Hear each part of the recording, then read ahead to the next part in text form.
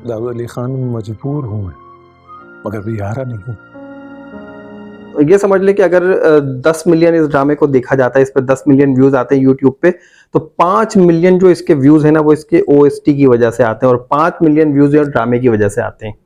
हाँ, बिल्कुल ये तो है। ओएसटी इसका इतना ज़्यादा पसंद किया जा रहा था कि ड्रामे के बीच-बीच में जब ये ओएसटी भी चलता था ना, तो लोग उसे स्किप नहीं करते थे, बल्कि बड़े शौक से सुनते थे और देखते थे। अब मुझे जबकि ये रीजनल सॉन्ग साथ में चलाया जा रहा है, तो हम खुद भी इस सॉन्ग की वजह हम से बिल्कुल स्किप उसे कर देते हैं। फास्ट फॉरवर्ड करके देखते हैं। आपको पता है कि यूट्यूब जब हम देख रहे होते हैं, तो अगर हम स्क्रीन को टैप करके रखते हैं तो वो डबल अप हो जाता है। तो इसी तरह हम भी देखते हैं, या हम जो 5-5 10-10 सेकंड जो है ना से फॉरवर्ड करके देख रहे होते हैं। अच्छा, दूसरी चीज़ जो मुझे इस ड्रामे में अभी तक नज़र आई है, वो सुलेमान अंकल का जो कैरेक्टर है वो एकदम से चेंज होना शुरू हो गया है। अच्छा, ये चेंज कहाँ से होना शुरू हुआ है? ये चेंज होना शुरू हुआ है जब से शिब्रा का रिश्ता आया है उस वक़्त से।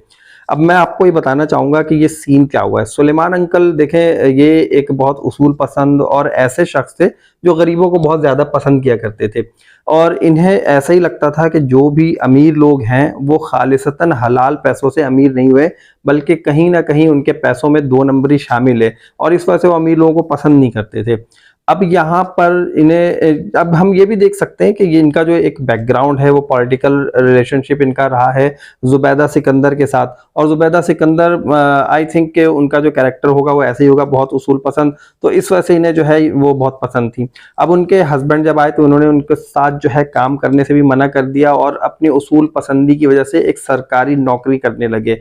लेकिन यहाँ पर जो सुलेमान अंकल का कैरेक्टर सबसे ज़्यादा ख़राब लोगों को लगा है, या उनका जो कैरेक्टर चेंज हुआ है, वो यहाँ से लगना शुरू हुआ है जब इन्हें पता चला कि फजल बख्श जो है वो शिब्रा को पसंद करता है।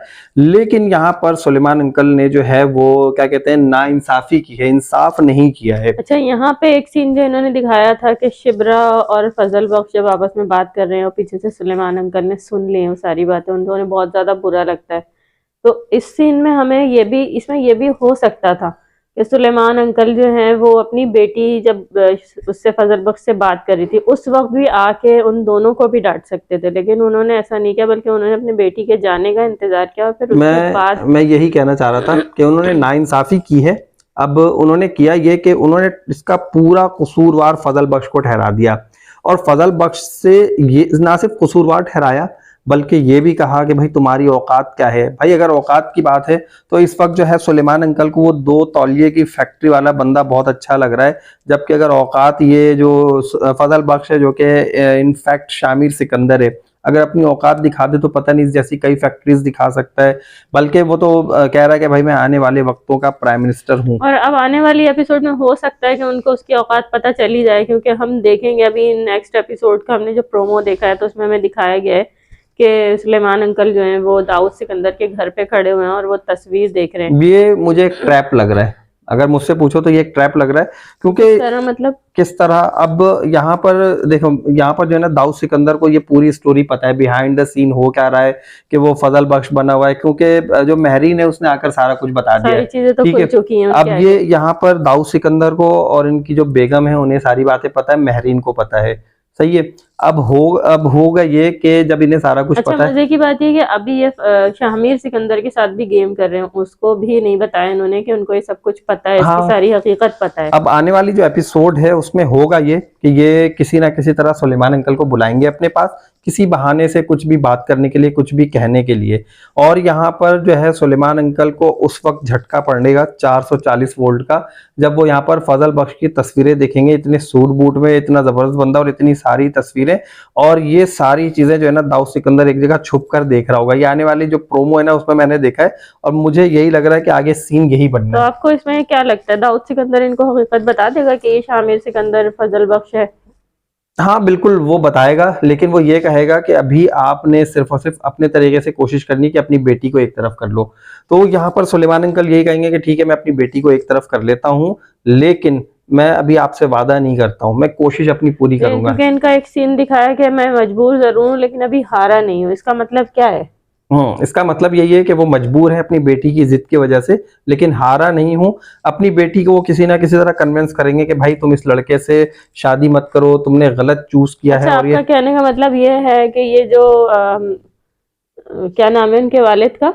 सुलेमान अंकल, नहीं, दाऊद सिकंदर। दाऊद सिकंदर। आपके कहने का मतलब ये है कि दाऊद सिकंदर ने इनको सिर्फ इसी वजह से बुलाया कि ये शिब्रा को अपने बेटे से दूर करना चाहते हैं। बिल्कुल ऑब्वियसली ऐसा ही है, क्योंकि उन्हें अपना पॉलिटिकल करियर बहुत अजीज है और वे चाहते हैं कि उनकी पार्टी इलेक्शन में आए, इलेक्शन जीते, उनका बेटा प्राइम मिनिस्टर बने। और इसके पीछे जो महरीन के अब्बा हैं, क्या नाम है उनका, उन्होंने जो है बहुत ज्यादा इन्वेस्टमेंट की हुई, वो बड़े इन्वेस्टर हैं इनकी पॉलिटिकल पार्टी के लिए। और वो यही कहते हैं कि भाई जो कुछ भी हो, जो भी मामलात हो, लेकिन तुम्हारी लाइन जो है ना वो हमारी तरफ सीधी होनी चाहिए, अच्छा, क्योंकि हमने इतना पैसा लगाया हुआ इन्होंने। ये जो सारा प्लान है ना, ये भी हो सकता है कि महरीन ने इनको दिया हुआ हो पहले से, क्योंकि महरीन ये कह के गई थी इन्हें कि मैं अब जैसे जैसे मैं कहती जाऊं आप वैसा करें बस। बिल्कुल, और महरीन ने ये भी कहा था ना कि जब सब कुछ खुल जाता है तो कुछ भी नहीं बचता है, बदनाम हो जाता है।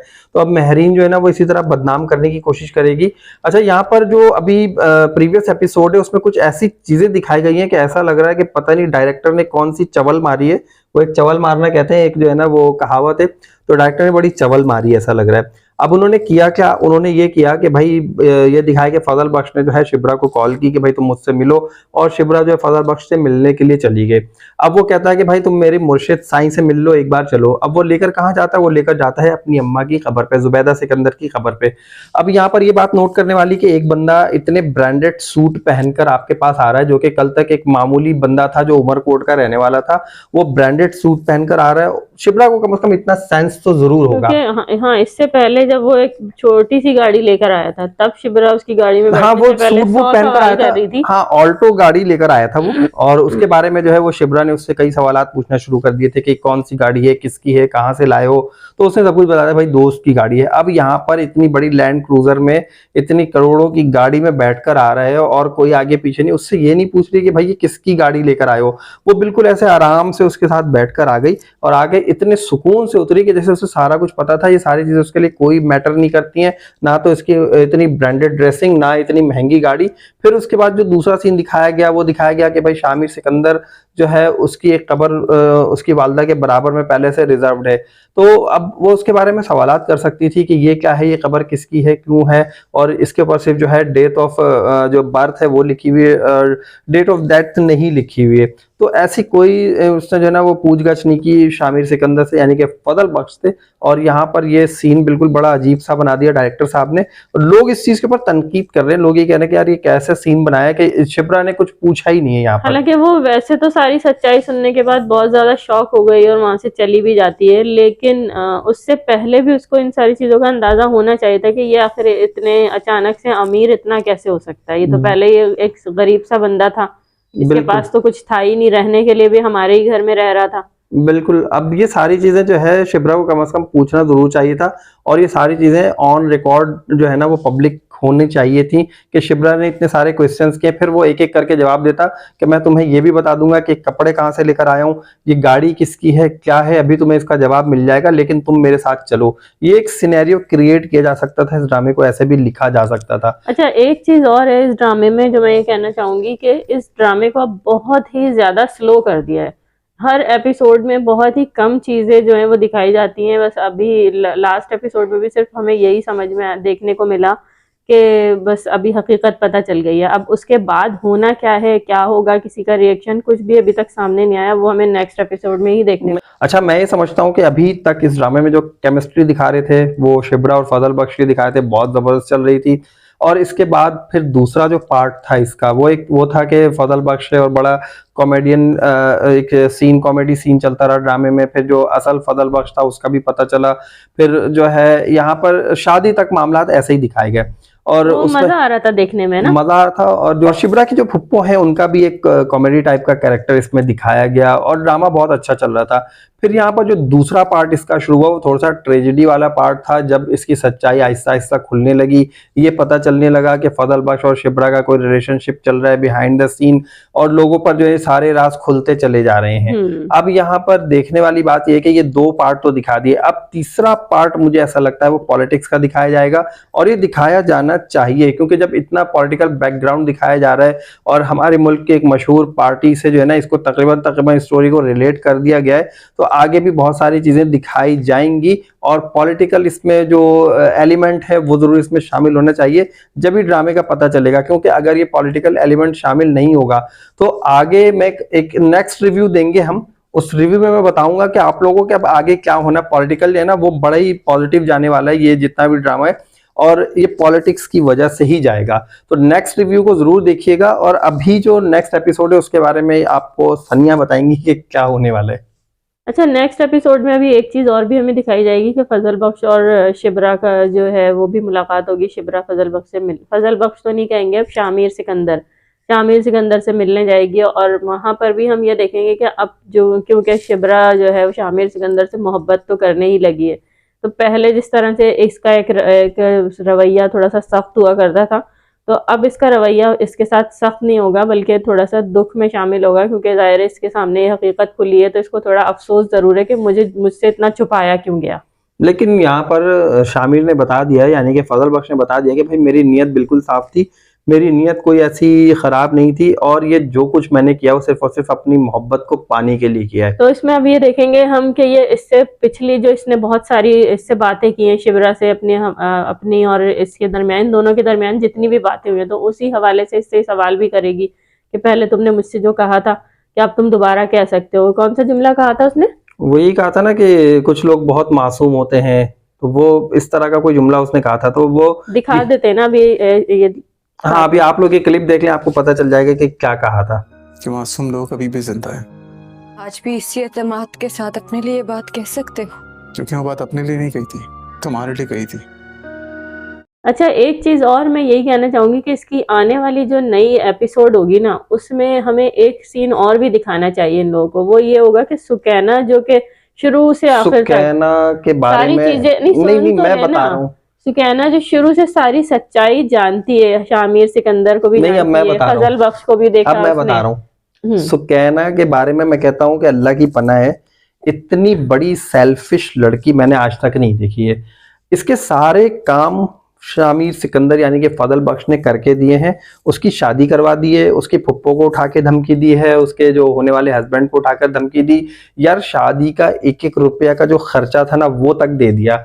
और ये बंदी जो है अभी तक अपनी बहन को सारा कुछ नहीं बता पाई है, अपनी अम्मा को कन्विंस नहीं कर पाई है, अपने अब्बा को कन्विंस नहीं कर पाई है। तो मैं यही कहना ये सारा कुछ बताए तो सही। यहाँ पर सुकैना का रोल बनता है। मैं ये कह रहा हूँ ये सारा कुछ बताए तो सही, बोले तो सही पहले। बिल्कुल यही बात मैं कहना चाहूंगी कि अब यहाँ पर सुकैना का रोल बनता है कि वो शामिर सिकंदर यार का देखें, साथ मैं ये कह रहा हूँ कि यहाँ पर उससे सारे लोगों को कन्विंस करना चाहिए, और यही मौका है एहसानों का बदला चुकाने का। क्योंकि जितने एहसान किए ना इस वक्त फजल बख्श ने, शामिर सिकंदर ने, उन एहसानों का बदला चुकाने का वक्त आ गया है। अब अगर अभी भी ये खामोश बैठी रहेगी इसी तरह, तो मेरा ख्याल है फिर ये बिल्कुल बेकार स्टोरी बेकार हो जाएगा, फिर नहीं समझ आएगा। क्योंकि सुकैना ही एक वाहिद इस पूरे ड्रामे में कैरेक्टर था जो शामिर सिकंदर और फजल बख्श की जो हकीकत थी उसको अच्छी तरह जानती थी, और उसने शुरू से वो ये भी बता सकती है, दिया भी है। वो ये भी बता सकती है इस घर की खुशियों की जो वजह है वो यही शख्स है। क्योंकि इस घर में अगर मेरी शादी हुई है तो इसकी वजह से हुई है, वरना मेरी शादी नहीं हो रही थी। इस घर में जो एक फैमिली का एनवायरनमेंट क्रिएट हुआ था और एक थोड़ा सा अच्छा माहौल था, वो भी इसी शख्स की वजह से। फिर मोस्ट ऑफ दिस इनमें सबसे ज्यादा इंपॉर्टेंट चीज है वो ये है कि जब शिबरा को थाने में बंद करवा दिया गया था, तो वहां तो सुलेमान अंकल तक मिलने तक नहीं पहुंच पाए थे, बात भी नहीं कर पा रहे थे, और वहां से उस थाने से इस बंदे ने निकाला और जो है वो सेफली घर तक पहुंचाया। तो यार ये सोचना चाहिए था। सुलेमान अंकल भी जो है वो सारे एहसान भूल गए। फजल बख्श को घर से निकाल दिया उन्होंने, इतने बुरे अल्फाज से इस्तेमाल किए उसके लिए। मतलब इंसान को थोड़ा सा तो सोचना चाहिए कि चलें भाई, वीडियो को अब हम करते हैं एंड, क्योंकि रिव्यू तो हम अच्छा खासा दे ही चुके हैं। अब आने वाली एपिसोड के हवाले से कुछ सवाल भी हम आप लोगों से कर लेते हैं कि आप लोगों का इसमें क्या ख्याल और सवाल करेंगे। अब ये सवाल भी करना है? जी जी जी।